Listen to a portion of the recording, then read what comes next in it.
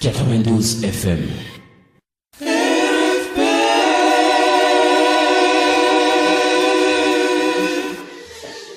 Bonsoir à tous. Nous allons commencer par une prière pour ouvrir notre point de presse. Nous demandons très respectueusement au révérend pasteur Paul Denis de nous accompagner dans cette prière.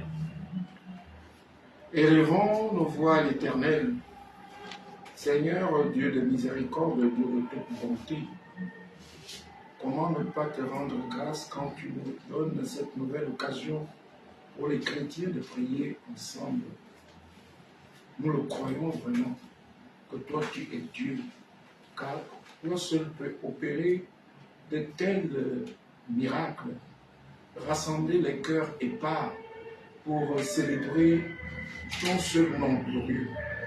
Bénis donc l'effort des hommes qui, ici et ailleurs, Seigneur, militent et travaillent pour que les chrétiens de partout se retrouvent et te chantent la même louange d'un cœur uni.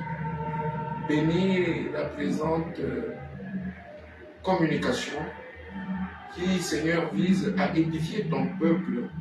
Bénis ces hommes de médias qui participent et qui relaient le message de l'Évangile, porteur d'espoir pour tous ceux qui espèrent en toi.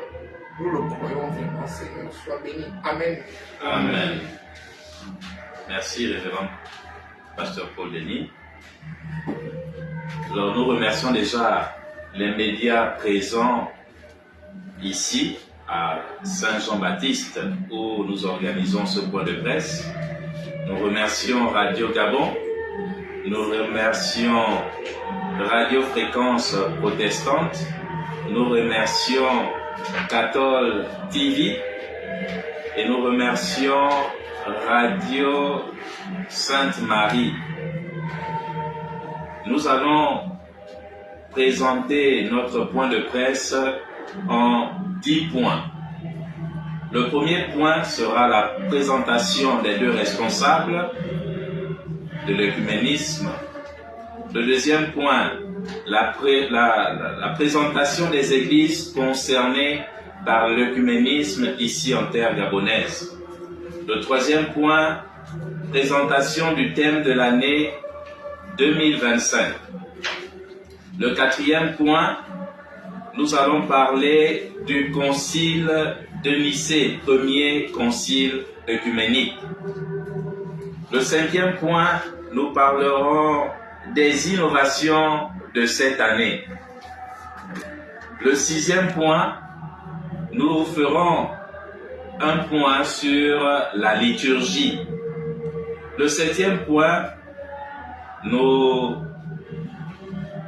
procéderons à mobiliser nos chrétiens, les chrétiens de nos deux églises.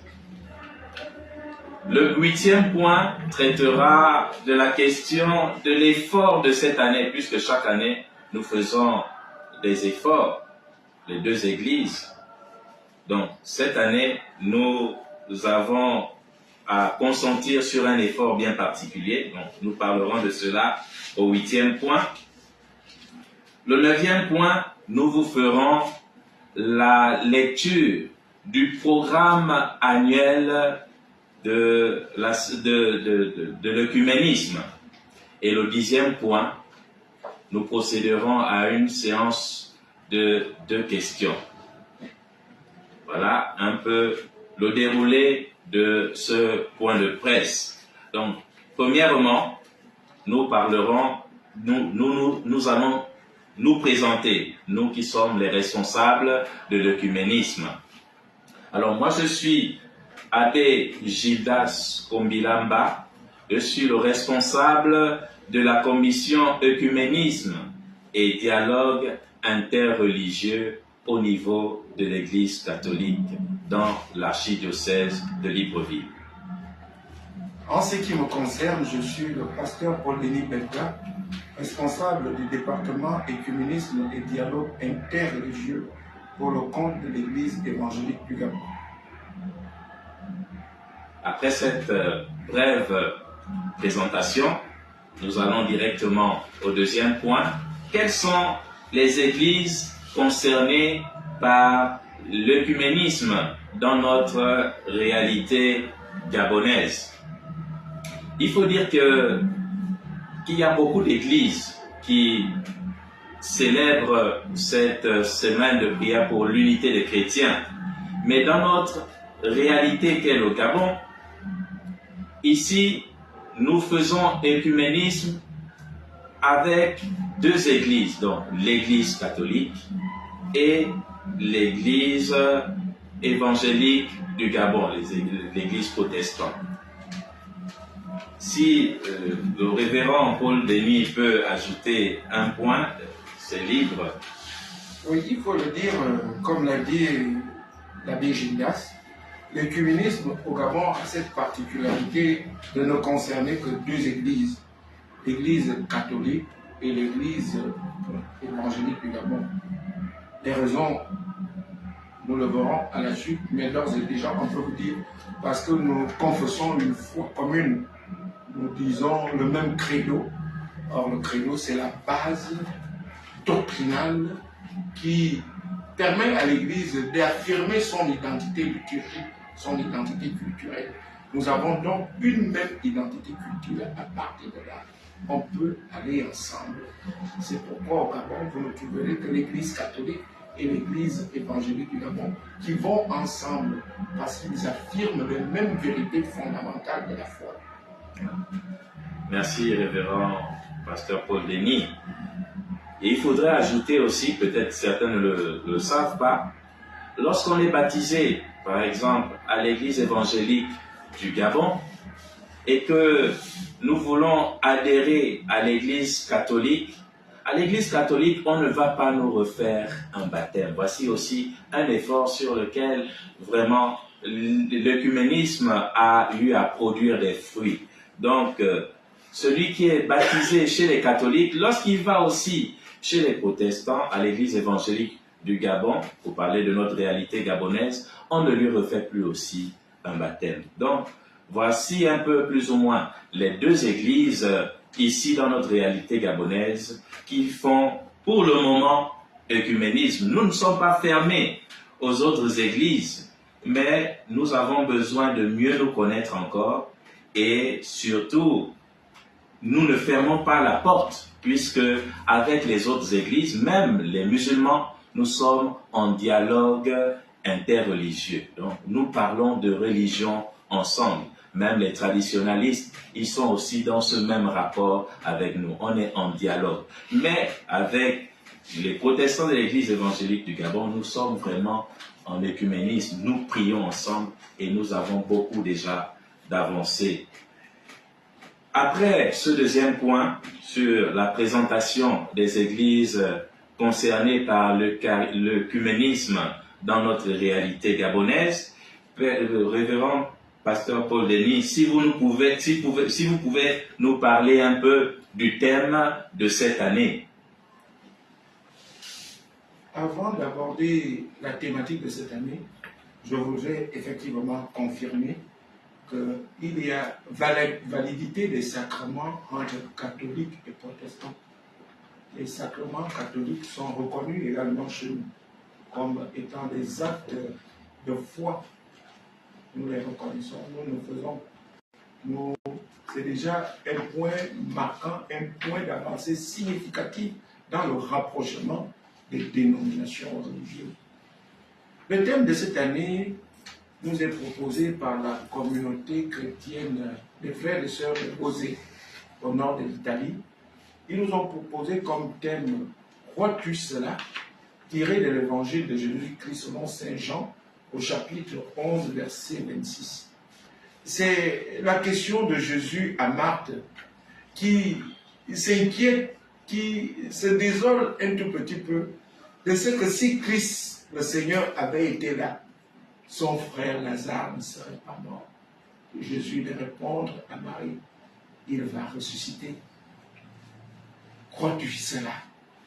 C'est une question de l'affirmation de la foi, une question fondamentale pour les chrétiens, affirmer sa foi. avoir la certitude de la foi. Nous le disons très souvent, la foi est le moteur de la religion, la croyance, croire, avoir confiance, la ferme assurance en le Seigneur. Et nous verrons plus tard dans le récit qu'effectivement, Lazare va ressusciter. La résurrection de Lazare est une résurrection physique, maintenant, là maintenant, et ici. Ce n'est pas une question de demain.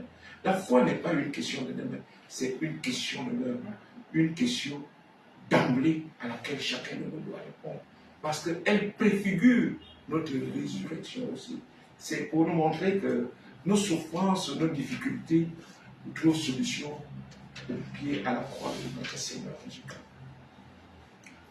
Merci, révérend pasteur Paul Denis, qui nous a édifié sur le thème de cette année. Crois-tu cela, tiré de l'Évangile selon Saint Jean, chapitre 11, verset 26. Alors ce thème, il n'est pas simplement exclusif à la semaine de prière pour l'unité des chrétiens qui se déroulera du 18 au 25, mais ce thème va nous accompagner durant toute cette année. Donc, après avoir écouté le révérend pasteur Paul Denis sur le thème de cette année, eh bien, nous allons rebondir sur le quatrième point, sur le point qui parle du concile de Nicée. Crois-tu cela? Voici le thème. Il faut dire que pour la première fois, nous avons eu un concile œcuménique en 325, concile de Nicée. C'est le premier concile œcuménique. Et ça nous a permis de mettre ensemble nos convictions de foi. Et ça nous a permis d'avoir un credo commun que nous récitons.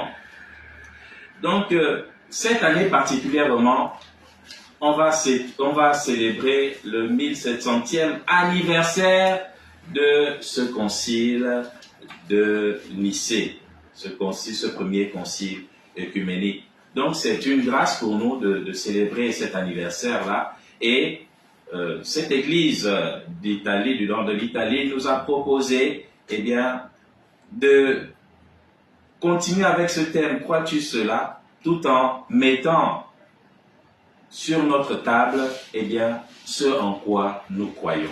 Donc, ce que nous avons affirmé en 325. Je donne la parole au révérend Paul Denis aussi, s'il a quelque chose à ajouter là-dessus. Comme l'a introduit l'abbé Gildas, effectivement, le concile de Nicée, Constantinople, il eut lieu à Constantinople en 325, il fut convoqué par l'empereur Constantin. Il réunissait près de 318 pères d'église, les responsables des églises venus de partout. C'est pour cela qu'on appelle le concile œcuménique, parce que les responsables d'église venaient de partout le monde. Le mot œcuménisme signifiant la terre ensemble, toute la terre entière. Ils sont donc venus de partout pour produire une base doctrinale commune, une base de foi commune. Parce qu'il était difficile pour l'Église qui sortait de la clandestinité, des épreuves de brutalité dont faisaient face les chrétiens après la mort du Seigneur Jésus-Christ. Vous savez qu'après la mort de Jésus-Christ, les chrétiens vont tomber dans des tribulations, ils seront pourchassés pour leur foi. Et il était donc difficile pour les chrétiens de se retrouver, mais l'empereur Constantin aura cette grâce de pouvoir réunir les chrétiens de partout, les responsables de l'Église de partout, pour produire une base doctrinale commune. C'est cette base doctrinale qui est le ciment de la foi chrétienne. Le concile de Nicée avait pour tâche d'affirmer l'identité de Christ par rapport au Père, avait pour but de donné une date commune à la célébration de la fête de Pâques par rapport à la fête de Pâques juive. Elle avait aussi pour tâche de voir comment réintégrer les chrétiens qui avaient renoncé à leur foi à cause des brutalités, qui sévissaient à l'heure. Donc, ils vont donc mettre en place une base doctrinale qui pouvait permettre l'expression de la foi dans des milieux culturels et politiques différents. Et vous verrez que le premier credo, le credo de Nicée-Constantinople, avait pour tâche, se formulait ainsi: nous croyons en Dieu. Or, notre credo aujourd'hui dit « je crois en Dieu ». C'était la première personne du pluriel. On utilisait la première personne du pluriel. Nous croyons en Dieu. Nous croyons en Jésus-Christ. Nous croyons. Or, plus tard, on va améliorer ce credo pour le ramener à la première personne du singulier, pour que ce soit la question personnelle de chacun vis-à-vis de son Dieu. Donc, c'était un effort immense de pouvoir fédérer les gens dans une acceptation de foi commune. Ça a été la plus grande réussite de ce synode. C'est pour cela qu'on parle du premier synode écuménique, parce que c'est le synode qui eut lieu alors que l'Église était encore une. Là, nous sommes à l'Église qui n'est pas encore déchirée. Ce n'était qu'une seule Église. Donc, voilà un peu ce que nous pouvons ajouter sur l'historique du concile de Nicée-Constantinople. Merci, révérend pasteur Paul Denis.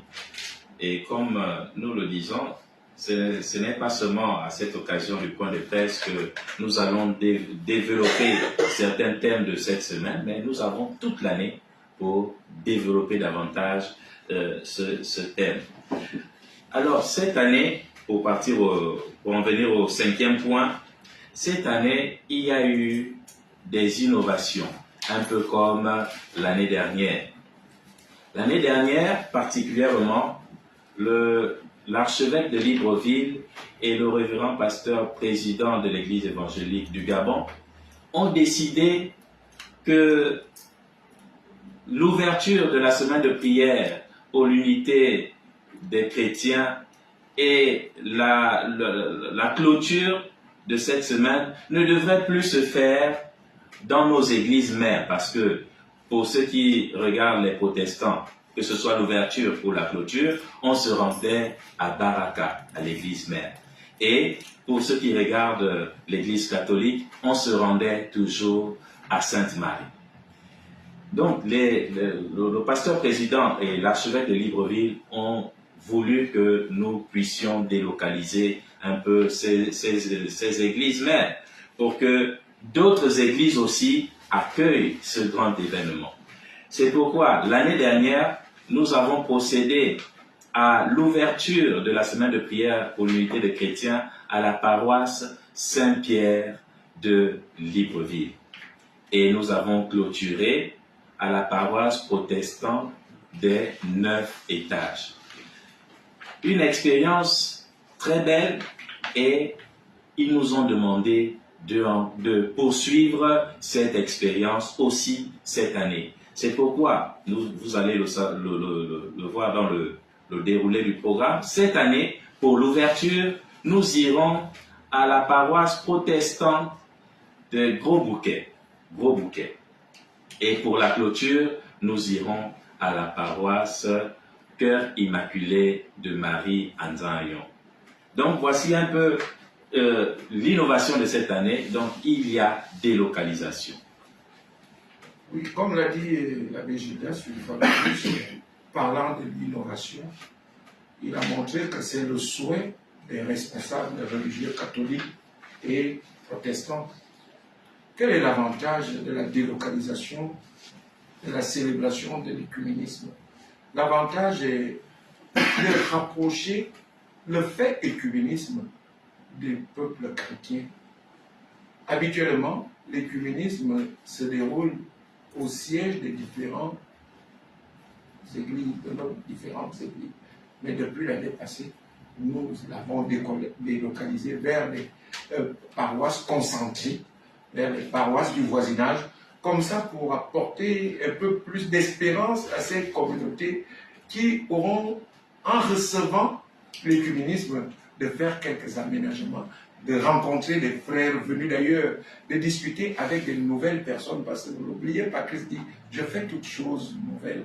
Nous ne pouvons pas nous satisfaire de ce statu quo de voir chaque fois aller à Sainte-Marie, ça devenait un peu usant. Les habitudes ne sont pas bien dans l'Église, il faut apprendre à innover. C'est pour cela que nous faisons un chapeau à nos chefs religieux, à l'archevêque et au président de l'Église, qui ont eu donc ce génie de nous demander d'aller vers les frères d'ailleurs, leur apporter aussi cette espérance d'une possibilité de rencontre avec le frère qu'on ne connaît pas. C'est des innovations qui ont leur sens significatif dans l'espérance de la foi. Merci, révérend pasteur Paul Denis. Nous allons passer au 6e point. Nous allons un peu parler de la liturgie. Alors, il faut dire que pour ceux qui regardent l'Église catholique ou l'Église protestante, l'Église évangélique, nous avons notre manière de célébrer. Nous avons notre manière de célébrer. Mais lorsque nous nous réunissons pour célébrer la semaine de prière pour l'unité des chrétiens, il ne s'agit pas d'une célébration propre à une église, propre à l'église catholique ou propre à l'église évangélique du Gabon. Mais il s'agit d'une célébration où la liturgie est commune. Et l'église du nord d'Italie nous a aidés pour nous donner un peu le canevas de la liturgie de cette année. Comme chaque année, on donne un canevas. Et nous, aujourd'hui, nous avons davantage pris conscience que nous devons célébrer la même liturgie. C'est pourquoi ce qui se fera pour l'ouverture à l'église protestante, c'est ce qui se fera également à l'église catholique pour la clôture. Oui. Sur le plan liturgique, des innovations ont eu lieu parce que il faut comprendre, comme vient de le dire mon confrère, que l'écuménisme, ce n'est pas un fait humain. Dieu dans les Écritures, Jésus dans les Écritures dit, moi et le Père nous sommes un, soyez un. C'est lui qui déclare son Église unie et nous commande de le faire. Conscient de ce devoir d'être unis, les églises se sont retrouvées et ont créé un organisme inter-ecclésiastique qu'on appelle le COE, la conférence écuménique des églises, qui traite des questions, des rapports entre les églises des dénominations différentes. C'est donc ce COE qui a demandé à ce que chaque année, les églises se retrouvent pour un temps de prière afin d'affermir leur foi, afin de marcher vers une possibilité d'unité. Mais la possibilité de voir l'église réunifiée doit commencer par les chrétiens qui parlent, qui chantent, qui prient ensemble. L'unité institutionnelle viendra du fait que les chrétiens sont habitués à être ensemble, à se côtoyer, à se reconnaître comme frères. Les barrières vont tomber d'elles-mêmes. C'est la démarche que le COE préconise. Pour voir l'unité institutionnelle arriver, il faut commencer par l'unité des cœurs. Nous sommes donc à l'étape de l'unité des cœurs. Et comment exprimer notre foi? D'où on parle de la liturgie. La liturgie, c'est un mot grec qui voudrait dire leiturgia, le service du peuple. Le service du peuple. Pour expliquer ça, comment est-ce que nous rendons service à Dieu? Comment est-ce que nous célébrons notre Dieu? Nous célébrons notre Dieu à partir d'une certaine démarche. Chaque église a sa démarche propre. Mais pour les moments d'écuménisme, nous mettons nos particularités à côté pour ne prendre que le canevas que le COE, la conférence des églises, nous propose. C'est ce canevas qui est là. Elle a l'innovation particulière cette année de faire participer tout le monde à la célébration du culte. Tout le monde participe à la célébration du culte. C'est une liturgie antiphonée, c'est-à-dire où les gens répondent à l'appel de Dieu en s'exprimant. Notre thématique le dit très bien. Crois-tu cela? C'est une confession. Oui, je le crois. Seigneur, que Lazare va ressusciter. Je le crois. Donc, il y a un dialogue entre Marc et Jésus. C'est ce dialogue qui nous est proposé dans cette liturgie, où elle sera une liturgie partagée entre le célébrant et l'assemblée et les lecteurs qui, entre-temps, vont intervenir. Donc, tout le monde aura sa part dans la célébration culturelle de l'édition 2025 de la semaine de prière pour l'unité de chrétiens. Merci, révérend pasteur Paul Denis. Crois-tu cela? Crois-tu que ton frère ressuscitera? Ça peut aussi nous interpeller, nous, les chrétiens de l'Église évangélique, les chrétiens de l'Église catholique. Croyons-nous que nous pouvons nous mettre ensemble pour prier le même Seigneur avec cette liturgie commune? Donc, ça nous permet de bondir sur le 8e point, c'est-à-dire la mobilisation de nos chrétiens. Donc, vous êtes tous invités à venir découvrir ce thème riche, à venir découvrir les frères et les sœurs d'églises différentes, de l'église évangélique, de l'église catholique. Parfois, nous partageons les mêmes familles. Nous ne sommes pas des ennemis, mais nous sommes les enfants d'un même Père. Nous avons un seul Père. Donc, nous vous invitons massivement à venir prendre part avec nos responsables d'église, l'archevêque de Libreville et le pasteur président, à ce rendez-vous du 18 au 25. Révérend pasteur Paul Denis. Merci, monsieur l'abbé Gildas.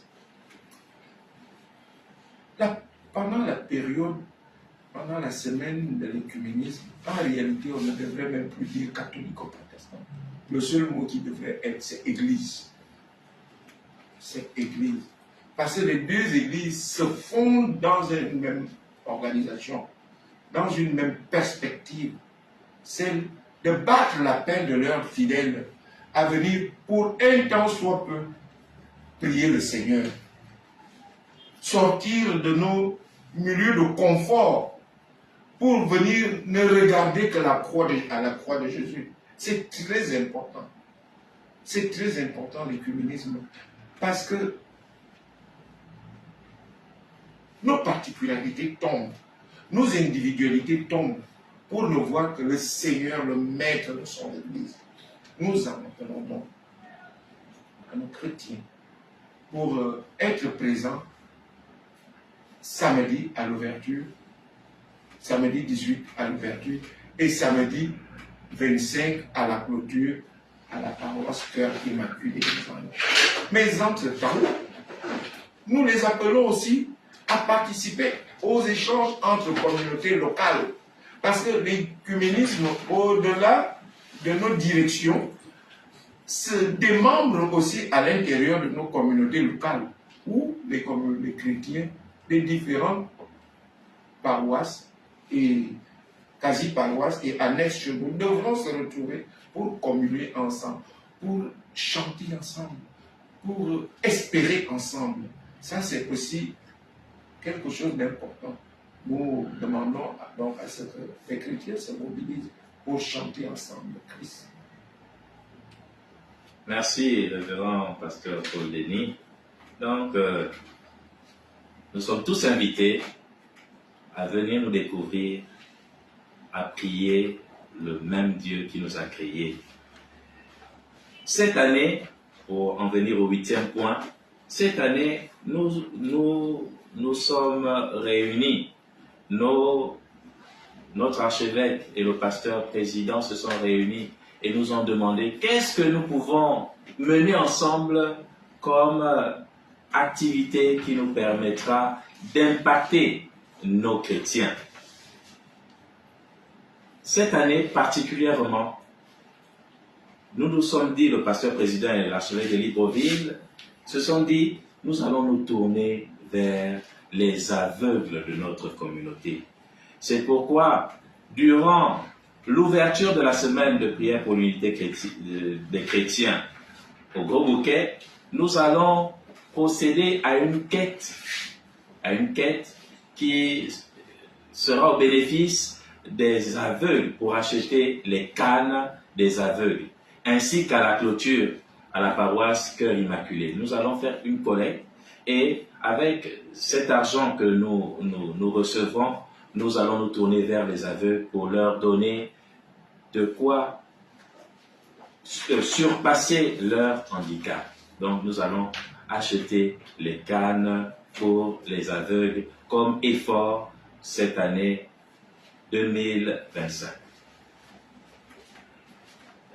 Il faut le dire à chaque édition de la célébration de la semaine de prière pour l'unité des chrétiens, les départements dont nous avons la charge ont toujours fait œuvre charitable envers les démunis de notre société. Pour le rappeler, il y a quelque temps, nous étions à la fraternité Saint-Jean de Sainte-Marie, nous étions à la gériatrie de Ménène, nous étions vers nos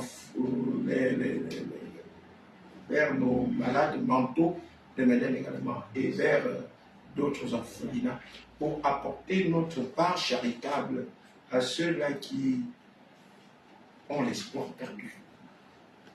Jésus ressuscite Lazare, va ressusciter Lazare, mais avant il pose la question à Marc, crois-tu cela? Marc dit, je crois. Et Lazare fut ressuscité. C'est donc une certitude. Pour que cela soit vrai, il faudrait que nous posons le geste qu'il faut. Il n'y a pas de foi sans acte. Quand Marie a dit oui, elle a donné l'ouverture à la résurrection de son frère. Nous ne devons pas désespérer parce que nous avons des gens, des malvoyants dans notre société. Notre part charitable, c'est de leur donner cet espoir. C'est pour cela que nous avons lancé une quête spéciale. En dehors de la quête ordinaire, nous invitons les chrétiens à se préparer à cette quête. Parce que nous avons fait l'opération Cannes pour aveugles. C'est un coup de cœur vers ces frères qui sont en mobilité réduite pour leur donner cet espoir que c'est vrai, que nous le croyons. Nous croyons qu'ils peuvent avoir cette autonomie. Donc, ceux qui participeront, venez avec votre part de charité pour donner l'espoir à nos malvoyants de la société. Merci, révérend pasteur Paul Denis. On revient encore sur le thème de cette année. Crois-tu cela? Crois-tu que ton frère ressuscitera? S'il faut partir dans la racine grecque du terme résurrection, résurrection, c'est également se mettre debout. Résurrection veut dire également sortir du sommeil. Donc, cette année, notre effort sera d'aider nos frères malvoyants à sortir de leurs ténèbres pour essayer de trouver un peu la lumière avec ces cannes qui pourront les aider véritablement. Donc, nous vous invitons à vous préparer pour cette deuxième quête que nous allons faire pour l'achat des cannes pour nos malvoyants. Après ce 8e point sur l'effort de cette année, nous allons passer au 9e point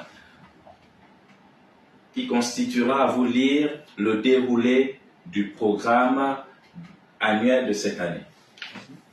Alors, pour cette année, donc nous vous avons dit le thème pour la semaine du 18 au 25 janvier 2025 est « Crois-tu cela ?»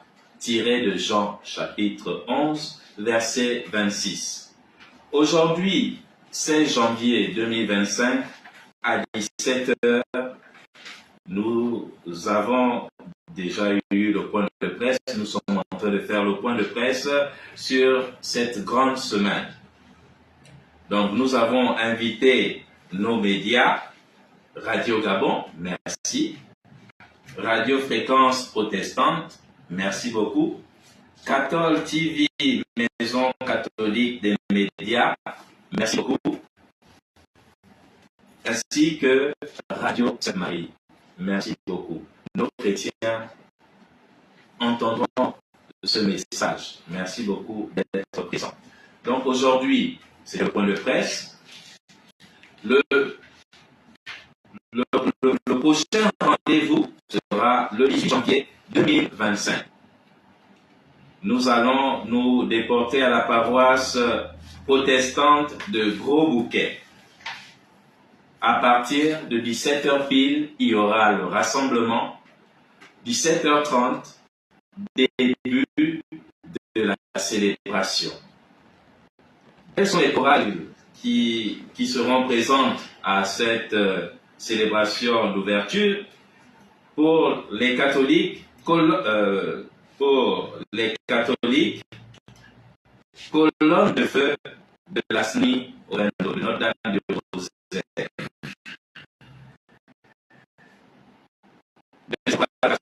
Notre-Dame, porte du ciel de Saint-Michel de Québec.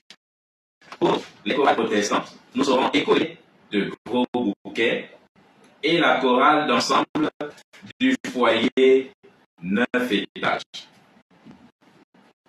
Donc, les offrandes sont à prévoir, les offrandes en nature, et prévoir des offrandes numéraires pour l'opération Cannes pour aveugles. Du 19 au 24 janvier 2025, il y aura l'échange entre interparoisses, donc paroisse catholique, paroisse protestante. La clôture de la semaine de prière pour l'unité des chrétiens se tiendra le samedi 25 janvier à 17h pile. Rassemblement, 17h30, début de la célébration. Donc, nous serons à la paroisse Cœur Immaculé de Marie de Nzayon, en face de Prix-Import. Les chorales invitées, nous aurons les chorales catholiques, chorale de Cœur Immaculé de Marie, chorale Saint-Joseph de Sainte-Monique, pour ceux qui regardent les catholiques. Pour les chorales protestantes, la chorale d'ensemble de la Péri et la chorale Esso Christ d'Okala. Donc, prévoir également les offrandes en nature et les offrandes en numéraire pour l'opération Cannes pour aveugles. Les chorales doivent tenir compte du thème de notre thème, le thème de l'année. Crois-tu cela? Donc, là, c'était un peu le déroulé de la semaine du 18 au 25. Mais nous aurons d'autres activités durant l'année. Donc, le samedi 29 mars 2025, le lieu paroisse protestante d'Ondogo, nous aurons l'organisation d'un concert religieux.